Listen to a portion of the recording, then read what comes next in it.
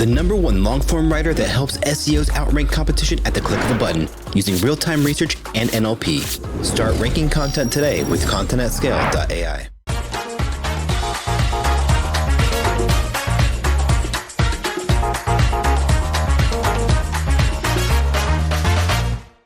Wix Studio, one end-to-end web creation platform for your agency to deliver exceptional work with absolute efficiency.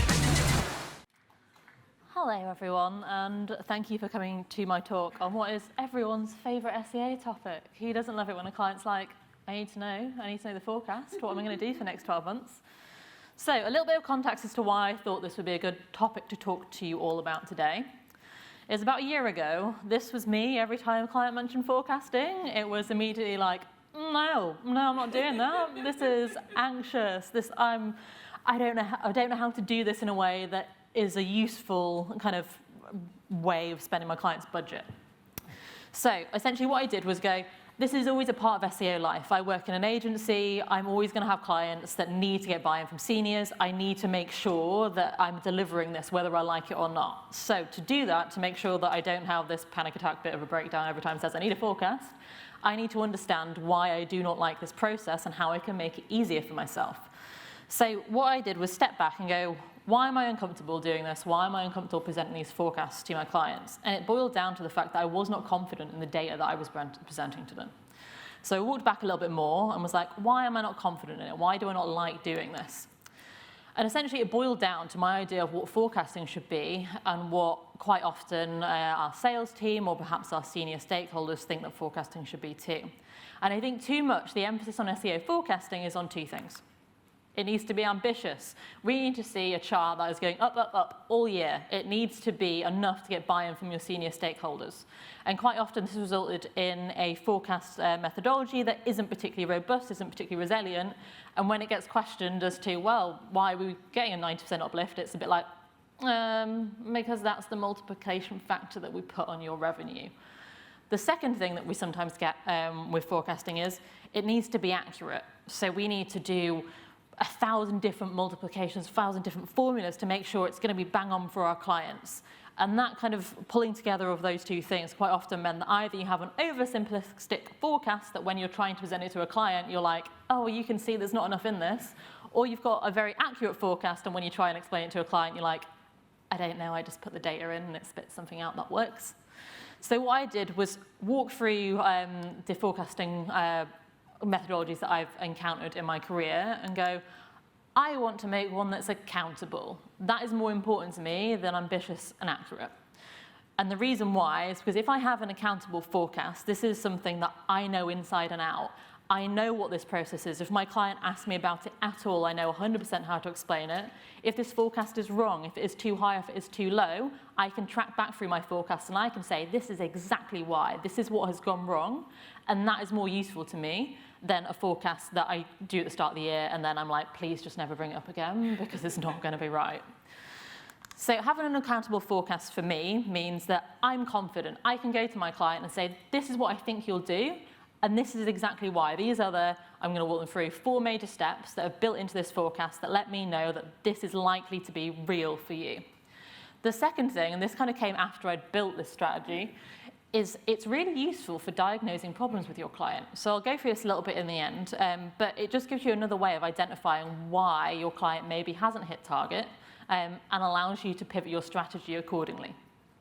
And third, coming back to accuracy and ambition. So these are the things that realistically your sales team, your senior stakeholders want to see. If you've got an accountable forecast that is a very, very good methodology that's robust enough, these two things come naturally. It will be ambitious enough to get that buy-in, and it will be accurate. So, small humble brag, my first time using this methodology, my forecast was less than 1% off.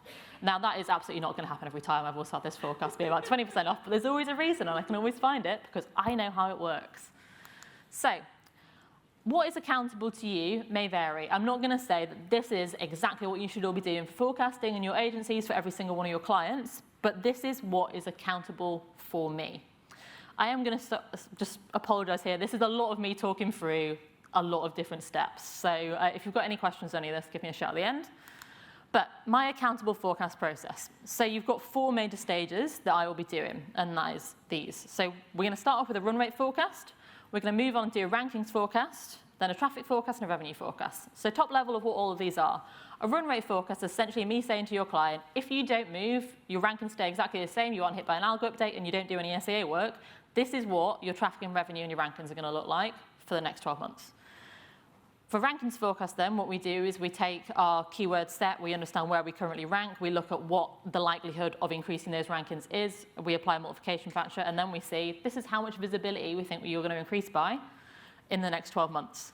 We then take that ranking forecast, we understand what those ranking uplifts are likely to mean in traffic, we get a traffic forecast, we take that traffic forecast, we take conversion rate and average order value, we get a revenue forecast.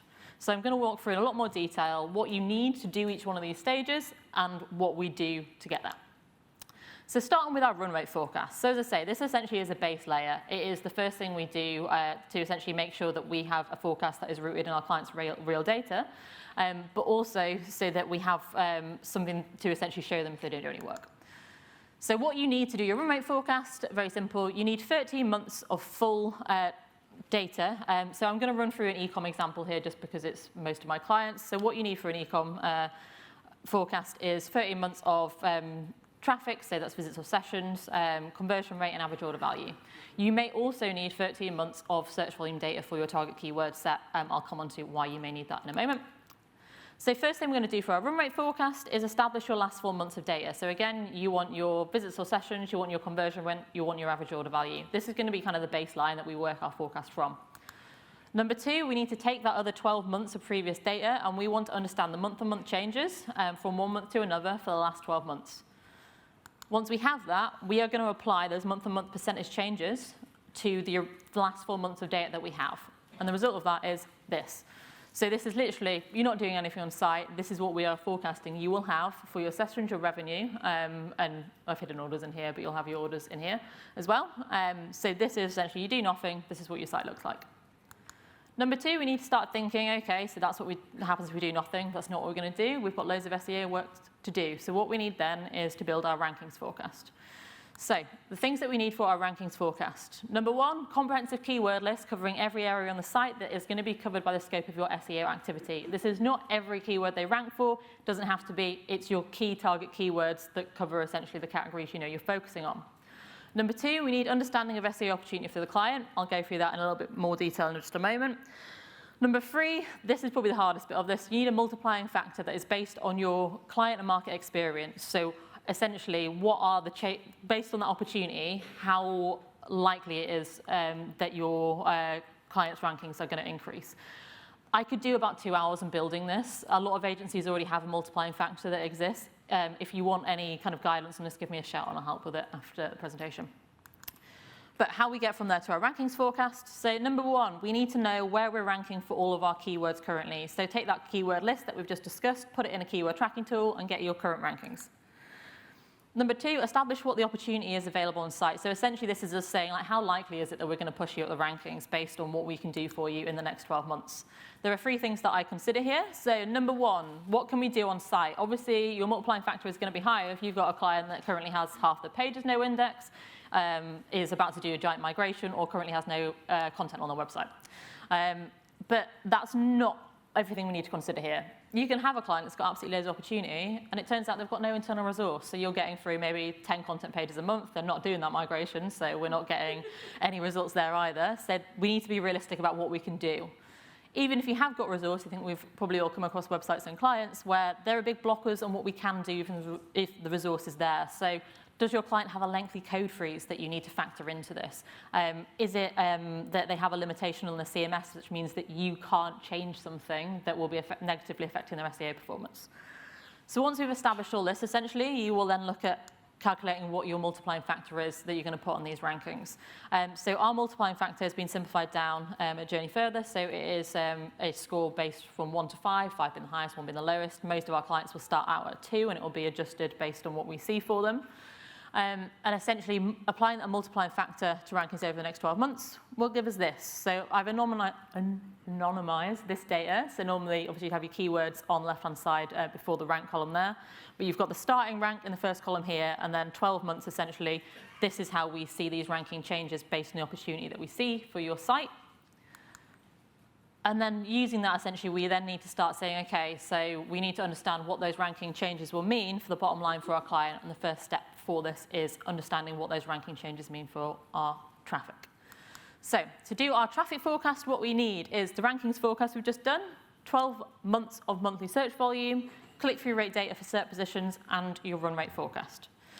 So what we're going to do is essentially understand the difference between what we expect traffic to be if the site doesn't change in SERPs in its ranking position, and what we expect traffic to be if we hit those ranking forecasts.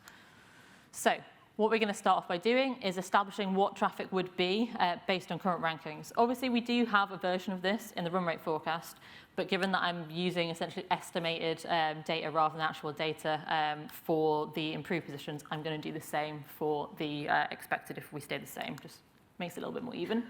So to find this, essentially, what we're going to do is we're going to take that search volume that we've got for the previous 12 months, and for every month, we are going to multiply the search volume by the click-through rate of the position that we are currently in. And that will tell us if you're in this position for the entire year, if that search volume stays the same as it was for last year, this is how much traffic we would expect you to get.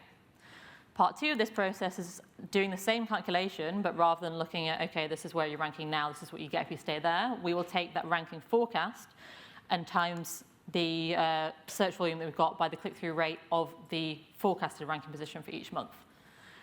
I will then take away, essentially, the expected if we stay the same from the expected if we hit those ranking forecasts.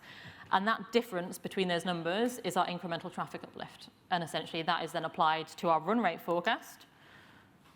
And you get this. And essentially, this is our traffic forecast. So you've got that run rate forecast based on your client's real data, and then essentially a very robust rankings forecast that is based on your client's opportunity. And this is what traffic looks like. So obviously, if you've got a client that is happy with traffic as a KPI, great, we're done. Like, you can quit now. But most of our clients obviously want to understand what this means for the bottom line in terms of their revenue. So for our revenue forecast, we need the traffic forecast we've just done, and we need the run rate forecast. And from the run rate forecast, what we need is your average order value and your conversion rate. So what we then do is you take the run rate conversion rate that we've estimated, and essentially we multiply the forecasted traffic by that conversion rate to get how many orders you're going to get. You then apply those order numbers by your average order value, and you've got a complete forecast. So in here, what we have to present to a client is 12 months of, this is what we think your sessions are going to be, this is what your orders are going to be, this is what your revenue is going to be. We're all good. And we know the process of how we got here. So when people come to us and say, you know, we'll have this, we get interrogated by our clients, we can answer all those questions. We built this. It's a really simple way of tracking through, but it's also robust enough for us to be confident this data is based in science as far as SEO forecasting can be. So just to come back kind of full circle to what I discussed at the start of this talk, is that this forecasting is, I think, more useful than your normal SEO forecasting. Normally when we do SEO forecasting, we get to the end of it, we give it to the client, and we kind of pray they never mention it again. It gets sign-off from a senior, and then that's done. We might have some clients that be like, can we track it in reporting? So we'll report it every month, and again, you kind of put it in there and hope no one mentions it when you run through your monthly report. That is different with this forecasting, or at least I have found it anyway, because I find it incredibly useful to diagnose when my client's performance isn't matching what they think it should be. So one thing that's quite difficult with clients is if you have a client that's performing positively, and by that I mean that year on year their KPIs are all going in the right direction, they're just not traveling as fast as they want them to be, it can be quite difficult to diagnose those problems. You know, if you've got a year-on-year fall, that's easy. You go into your analytics, you go into a search console, you go into your rank tracking, and you can see, well, that's going down, that's fine. But when everything's going up, well, how do you know why you're not hitting your target? With this, because we essentially have built a very transparent, very accountable forecast, it's very easy to track back from, for example, a missed revenue target in your forecast to exactly where the problem is. So I'm just going to give an example of how I've done this for a client. So say I'm looking at September's data, we're in next month now, and I see, right, okay, so revenue's off, and I'll track back, why is revenue off? How do I understand this? So we work back, literally, we just reverse engineer the forecast, go to your average order value. Is the average order value matching what we said it was last year? If it's a yes, then we'll move on to the next step. If it's a no, have a look at your average order value. Why is average order value not where we thought it was? Is it a case that we've dropped kind of high-end products off landing pages and that has dropped our average order value? Is it that cost of living crisis is having a bit of an issue and we're seeing more conversions on low price point products? If we see the average order value is fine, we move on to conversion rate. Are we missing our revenue targets because people aren't converting on the site? If it's a no, we'll have a look, okay, why aren't people converting? So I've used this before. I noticed conversion rate had dropped off one of my clients. They went on their website and one of their CTAs is broken. And we fixed it and everything's fine. It might also be, and again, cost of living, people just aren't converting well. Have we made a design change on the site that has impacted conversion rate? If we say conversion rate is fine, move on to traffic. Is traffic down? Yep, cool, traffic's down, that's why we're not getting the revenue through. Why is traffic down? We can go into our rankings forecast. Traffic is down because, well, traffic's not down, but maybe we've missed traffic forecast because those rankings haven't been hit. And then using that keyword list, you can then specify exactly where on your site you haven't hit your rankings forecast. So you can say, we need to put more effort into this category because this category is where we haven't hit that rankings forecast. Okay, so your rankings are fine. What's going on here then? Maybe the volume's down. You've got your projected monthly search volume for the year that you forecasted for. You then go to a tool like Keyword Finder. You get the monthly search volume for the year you're in and go, hang on, search volume's down 30%. That's why traffic's down. That's why revenue's down. You get through all that and you're like, I don't know. I have no idea. Everything is fine in this forecast. This forecast doesn't cover brand because we are not forecasting a brand because you're already in position 1 for this. You're not going to have an uplift. If your brand has fallen year on year substantially, if everything else looks fine, have a look at your brand searches because there's a good chance that your brand has dropped and people aren't looking for you, you're not getting that traffic, and that's why you haven't hit your revenue target. So that is my talk, a very whistle-stop tour of my accountable forecasting process. I hope you found it useful. If anyone's got any questions, I'll be here after the talk, or I'm on LinkedIn, so give me a message and I'll try and get back to you. But thank you. Monthly reporting making you want to shove sharp things up your nose? Try Dragon Metrics, the all-in-one SEO software with mind-blowing reporting tools.